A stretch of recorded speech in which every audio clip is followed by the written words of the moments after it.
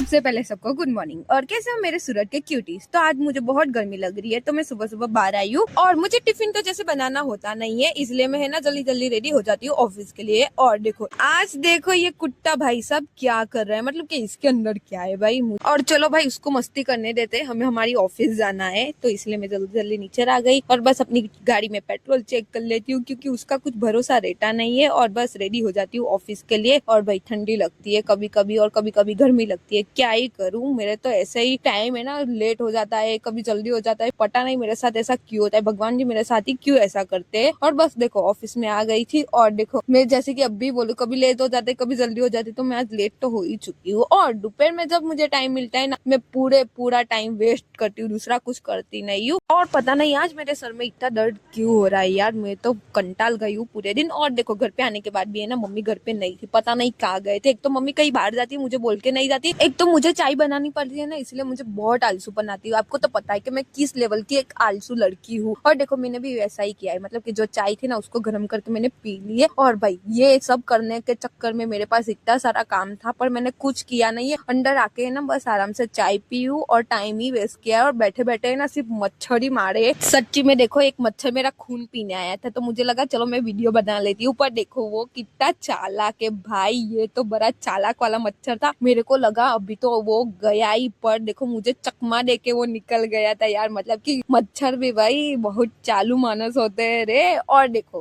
अभी 10:30 पौने 11 हो ही चुके हैं और मेरा सोने का टाइम हो चुका है, तो मैंने सोचा कि चलो अपने फेस पे रोज वाटर लगा लेते हैं, क्योंकि है ना मैं हर रोज भूल ही जाती हूँ, सो जाती हूँ, क्योंकि मैं इतनी थकी जाती हूँ कि डीजे में जाती हूँ, शादी में जाती हूँ, यहाँ वहाँ, और बहुत सारा काम भी रहता है, उसकी वजह से मैं भूल जाती हूँ। पर अभी है ना मुझे है ना ऐसा करना है कि लगाना ही लगाना है, क्योंकि है ना मैं नहीं लगाती हूँ ना तो दूसरे दिन मेरे मुंह पे एक नया पिंपल आ जाता है। देखो मेरे इस साइड है ना पिंपल आ ही चुका है, इसलिए मुझे बड़ा गुस्सा आता है। और देखो मेरे मुंह पे इतनी गंदगी थी कि पूछो नहीं, ये पूरा कॉटन था ना वो गंदा हो चुका है।